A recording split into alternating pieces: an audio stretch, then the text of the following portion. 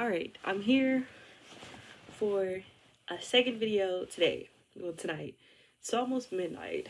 Um, that's fine. This video will be my January wrap up. Books that I read this month. I have read 10 books this month. It could have been more if I would have actually sat down and read more. But I managed 10 whole books. My goal is now 10 books a month, which, if I have my way, would mean that I would read 120 books this year. So the first book I read this month is not a book that is out yet. I read Lost in the Neverwoods by Aiden Thomas. I love him. He's amazing. His first book, last year's debut book, was Cemetery Boys, and that was like the first book that I read last year that truly excited me. So I was super excited to read Lost in the Neverwoods because it was by him, and it was a Peter Pan retelling, and I'm obsessed with Peter Pan. And so when I won a digital arc from that book, I was super excited, and I read it, and it was great. As much as I loved Cemetery Boys, it was a magnificent book. It was a little predictable. In Lost in the Neverwoods, I could not tell you where that was going at all. So this comes out, I believe, March 23rd. Um, yes, I was correct. It comes out March 23rd. And so I would, when it comes out, please go read it. It was great. It was magnificent. And it hurt, but it was great. The second book that I read this month was Here the Whole Time by Victor Martins. This was queer and fat representation, and it was everything. It was a relatively quick read. I felt really seen by the main character, Felipe. It was great. I loved it. I read it pretty quickly. And I love the love interest. Kayo, I think that's how you pronounce it. Hopefully, I'm not wrong. I loved it, Felipe. I love Kayo. I loved Felipe's mother. I loved the best friend. I don't remember Kayo's best friend's name.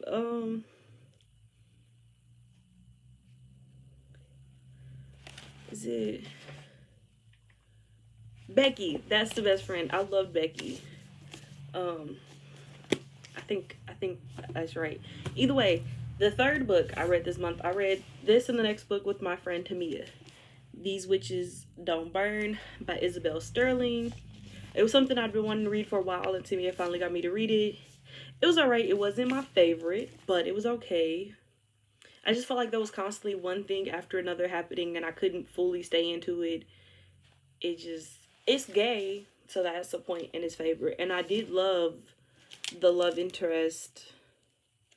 Um, I like how quickly I forget people's names.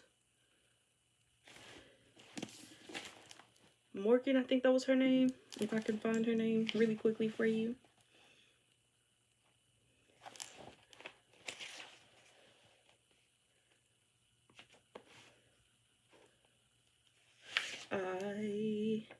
I love the best friend Gemma. I almost forgot about her. Yes, Morgan is a love interest name. I loved Morgan. She was great. I loved Gemma, but the book itself was just not everything I would have hoped it to be. Same can be said for this Coven Won't Break, which is the sequel. The best thing about this duology was that it was gay and that it ended. But read these with my friends, so that was nice. Next up, I read The Boy Who Steals Houses, which I read this one digitally. I don't own it physically. That book by C.G. Drews, The Boy Who Steals Houses. This book made me so sad. It was such a good book. It was great, and I was so sad the whole book. It was making me so anxious. It's about Sam, who's 15, and his older brother Avery, who's autistic. And so they're both basically homeless. Sam breaks in and steals houses for a night. That's what he calls it. He steals houses. But he breaks in and stays at a house a night or so whenever he can. And Avery bounces between his job at the garage mechanic auto shop, something like that, in one of his friends' houses. And Sam, even though he's the younger brother, feels like he always has to take care of Avery and his whole thing, and it's so much, and it's so good, and it's so sad, and it was really good, and it hurts so lot, and I was like, what kind of ending was that? But it was a good book. After that, I read Nobody Knows But You by Annika Emrose Reese. I hope I pronounced it right. It seemed really interesting when I first got it, but truthfully, I don't know how I feel. I didn't really care for it. One, I didn't realize it was going to be in letter format, but the whole book is told through Kayla's, I think that's the best friend, Kayla's point of view. I truthfully forget, for even as I was reading this, I kept forgetting Kayla's name because throughout the story, when she's talking about moments with her and Lainey, which is the best friend, Lainey refers to her as Andy, like Randy, I think. She calls her Randy all the time, so I kept forgetting that the main character's name was Kayla. But I just really don't care much for stories that are based in like letter formats, and the whole story is told through Kayla's letters to Lainey, even though she destroys the letters after the fact. And I just didn't care for the story. Next thing I read was really short. It was called Goddess of the Hunt, which was basically this Artemis asexual inspired poem, kind of. So this was Goddess of the Hunt by Shelby Eileen, and it was alright. It was a little confusing for me. I loved Artemis. I love asexual things, but I was just, as you can tell, I love asexual things, but I was just kind of confused throughout most of the poems, but it was okay. It was short. And then after that, I read The Beautiful by Renee Ahdieh. I hope I said that close to right. This was a story that I've been so excited about since last year after I got the sequel. And I read this with my friend Tamia again, and it was just not it for either of us. We couldn't stay into it. It being based in the 1800s felt like kind of useless. It felt like they only based it in the 1800s just so they could be like, oh, the impropriety, and talk about the costumes and outfits and such from that time. That felt like, because it was, other than that, it was nothing really historical that they talked about. It wasn't all that interesting. Especially the language and the mindset of most of the people. It definitely did not seem like it was something based in the 1800s. And it was also really annoying because so much of the story here and there would randomly be in French. Like the main character, Celine, would be talking in French to someone else. And even though they're in New Orleans and she's from Paris, it makes sense for her to sometimes talk in French, but it's like, so often she would just randomly start talking in French, and it'd give you very rarely where they just like, here's a translation, it'd just be a conversation. And I just, it's like, I don't know what any of this means, so I would just skim past it, and it felt like not my cup of tea.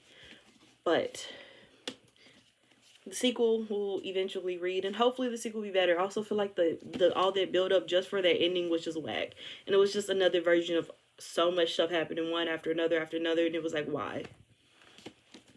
But yes, that was beautiful. I was extremely disappointed. And then I finished this because I started this in the beginning of the month, but I never finished it because I read the first two books towards the end of last year, the Timekeeper series. And the first book was great, and the second book, it was just like, it just got really dark all of a sudden. And I was like, why? It hurt, and I was really scared and anxious to finish it, but I finished it. And then I put off starting the third book for a while because I was like, I don't know if I can handle it. But I started Firestarter in the beginning of the month by Tara Sim, third book of the Timekeeper series, and I got about 50% through it before I just put it down for like 20 days. I started in the beginning and I was like, I can't finish this. It just hurt so much. And it was just constantly one thing after another. And I hate books like that. I hate movies like that. If it's just one thing after another, one thing after another, one thing after another, it seems really repetitive. And like, you only want the drama aspect of it. But eventually I did finally, thankfully finish it. And I'm so grateful it's over. It was gay. It's one of the few things about it that really made me want to finish it. But I just didn't care for the ending. The first book was great, and by the end of the third book, I was just like, this isn't what I wanted. But last but certainly not least, let's talk about Love by Claire Kahn. I've been putting this book off since 2019, but I've been so excited for it because it was the first book that I found with asexual representation, especially Black asexual representation, especially not just like straight up, she's bi-romantic. And I really like that. She's bi-romantic, asexual, and she's Black. And so I've been so excited, but I put it off for so long because I was so scared. But I finally read it. I started it this morning, and it was so good. and I felt so seen, and it was amazing. I'd read it again. Alice is about to ace this whole dating thing. And also, Takumi, I think that's his name, the love interest, Takumi. I hope I said that right, but he's great. And I love her best friends, Feeny and Ryan, when they're not being like a little frustrating. But it was a good book. And that's my January wrap up, all 10 books that I've read this month. And hopefully I'll see you at the end of February and tell you at least another 10 books that I've read then. That's it for now, folks. I shall see you on the flip side. Good night, for real this time.